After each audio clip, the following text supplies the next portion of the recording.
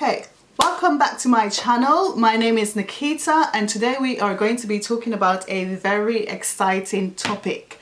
As we are coming to the end of 2018, the best thing for us to start doing is setting our New Year's resolution.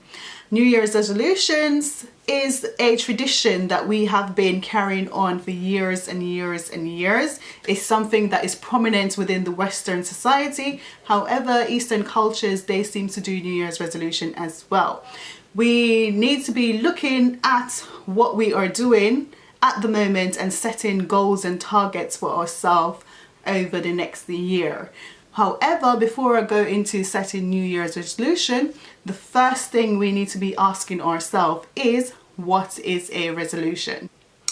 Okay, so when we look at the definition of resolution, we can see that the term itself means a variety of things. It means different things to different people, and it also means something different in a different context. However, for the purpose of this video and the topic that we are speaking about today, we are going to focus on the definition, which states that it's making a firm decision to do or not to do something.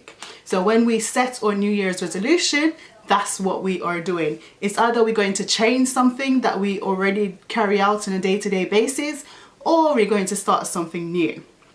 Almost every single person that I know normally make a New Year's resolution. They normally have set targets that they want to achieve by the end of the year. However, by the end of January or even February, a lot of people, they actually lose sight of those New Year's resolutions and they just carry on living their life as normal and not even focusing on their New Year's resolution at all. When we make a New Year's resolution, we are actually making a promise, a promise to ourselves to do something better or to start something new. This could be something that they want to change or something that they want to do better. Might be, for example, stop smoking, eating less junk food, stop spending so much money on unwanted things. And because the whole purpose of my YouTube channel is about finances, that is exactly something that we are going to be focusing on. Another thing is things that they might want to start that they haven't done before, or it might be something that they've done in the past, they let go of it and they want to start it again. So something like starting a new fitness regime. For example, their fitness regime in 2018 might have failed and now they want to do something a bit more achievable and start a new regime, something fresh in 2019. They might want to control their finances or start a budget. Recycle more in the UK. That's something that a lot of people do. Almost every single household in the UK does a lot of recycling. Individuals who are living in blocks and flats, they might not do as much recycling as somebody in a house. One of their New Year's resolution might be to start recycling and start a new habit. It might also be to educate themselves about something specific that they might want to do, or to keep in contact with family and friends.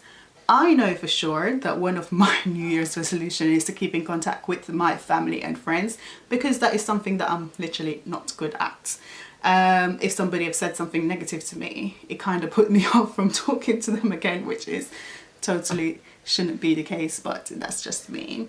Or if I'm busy, I tend to ignore people or not answer their calls, and that kind of ruin the relationships that I have with people. So it's actually something that I really need to focus on. Your family and your friends, they are individuals within your life that actually keep you insane. And without these individuals, you can be very depressed. So actually you really need to make sure you're building those relationships with other people. And that's something that I definitely need to work on myself. So when we're talking about New Year's resolution, we need to be smart about identifying these New Year's resolution, and also smart enough to make sure we are carrying on with our New Year's resolution throughout the year, and we are not actually forgetting about them and not doing them at all. We have goals, we have dreams, we have targets, we have things that we actually want to accomplish. And if we forget about them, then how are we going to accomplish them? So it's viable for us to stay in control and to write these things down to make sure that we are actually achieving our goals. So the first thing individuals can actually do is setting themselves targets or goals, or in this case, their resolutions for the year. So to be successful at your New Year's resolution, it is ideal for an individual to set both long-term and short-term targets. So long-term and short-term targets is something that individuals will have to split their New Year's resolutions into in order to make them more achievable. So first of all, let's go into the differences between what is a long-term and a short-term target. First of all, most of your New Year's resolutions, they might start off as long-term targets. So it's something that you want to achieve over a longer period of time.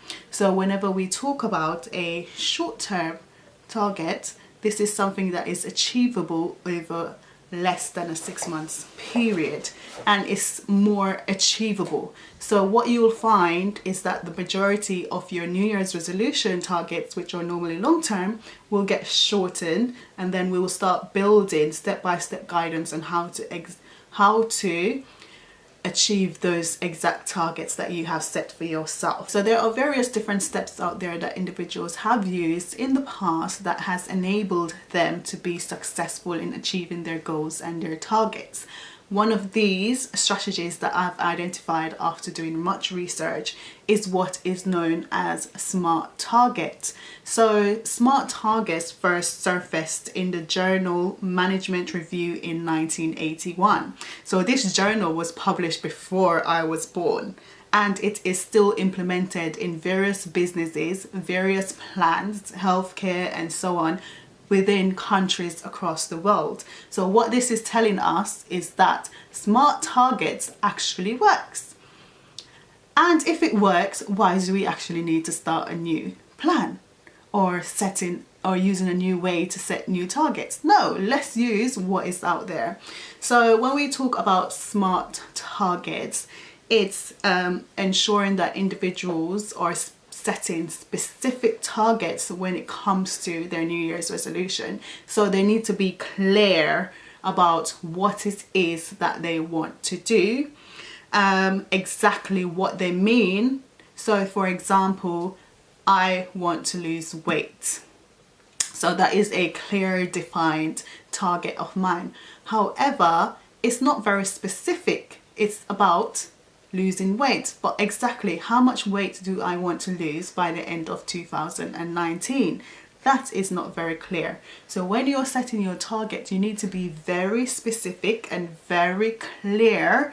If you can transfer whatever your goal is into numerical value, then that would be ideal and it would be a plus. So for example, me wanting to lose weight might transfer, I want to lose 10 kg by the end of 2019.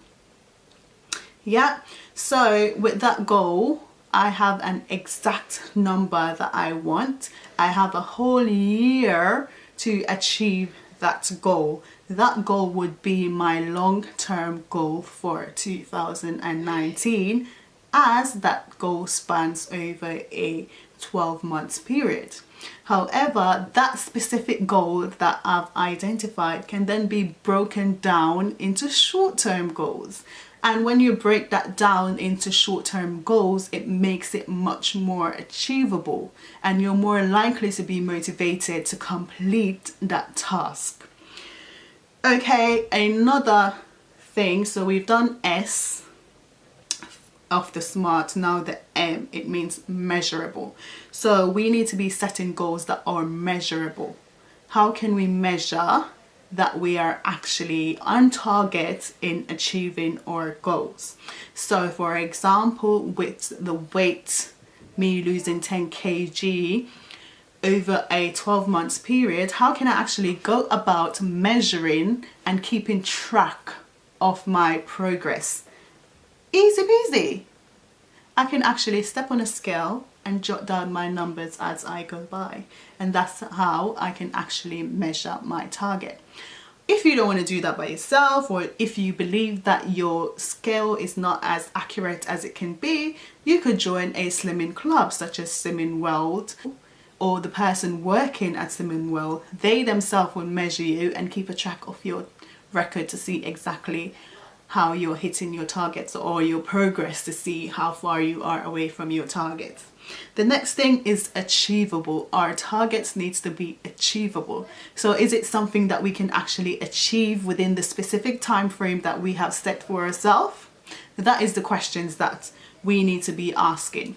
If we are talking about finances and savings, for example, if you are on a 20k income per year, you can't say you're going to save £30,000 within a year, because that is very unlikely that that's going to happen. It is not achievable. So you have to make sure that whatever your target is for the 2019, it needs to be achievable. It's actually something that you can achieve. If you set up something that is way out your limits or way too far for you to achieve, you're actually setting yourself up for failure. So make sure whatever target you are setting is achievable, is something that you can actually achieve. Realistic, it also needs to be realistic. So when we talk about achievable and realistic, it kind of ties in. So your goals need to be realistic. It needs to be something that you can actually physically do. It's an action. So for example, if I said I want to lose 10 kg by the end of the year, and I know that I am restricted by my physical capabilities, for example, I might be in a wheelchair or something. If I can't physically go out and exercise, how the heck am I going to achieve my 10k target?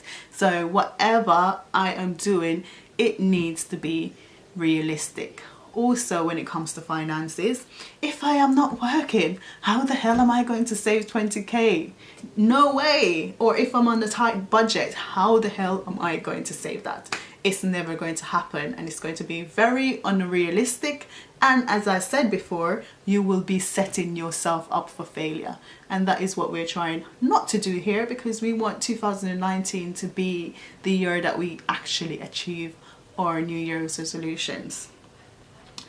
Finally, the T of SMART, it actually means time related. That means whatever goal we are setting for ourselves, we need to link it to a specific time or a specific date. Yeah, we need to give ourselves a time frame for us to work on that target. Otherwise, we are going to lose track and we might never achieve the goal that we have started in the first place. So make sure you put a specific time on that goal that you want. So for example, me knowing I want to lose 10 kg at the end of the year might then transfer to lose 1 kg per month. It's going to lead to me losing 12 kg across the year, but oh well, I'm still losing what I said I want to lose, because I want to lose at least 10 kg. What I want to say is thank you for watching my YouTube video. I hope that this video was of much use to you. But before you go, all I want you to do is to subscribe, pressing that button right there. Make sure you do it before you go, in order for you to get up-to-date information about finances and how to manage them better. Remember that this whole channel of mine is all about finances, and I'm here to show you my journey to improve my finances, and hopefully my journey will be a motivation for you to achieve your financial ambitions that you might have. Any questions that you have, can you just put them in the comments below? I will try my best to answer them as quick as I can. If you got any advice for me, I'm always open to advice. I like to hear from people from different places, from different cultures and so on. I'm a sponge. I tend to soak up a lot of information. So well, okay, do not overload me with too much information. But if you have constructive feedback, please feel free to do that. And hopefully I can see you in my next video. Thank you. Bye.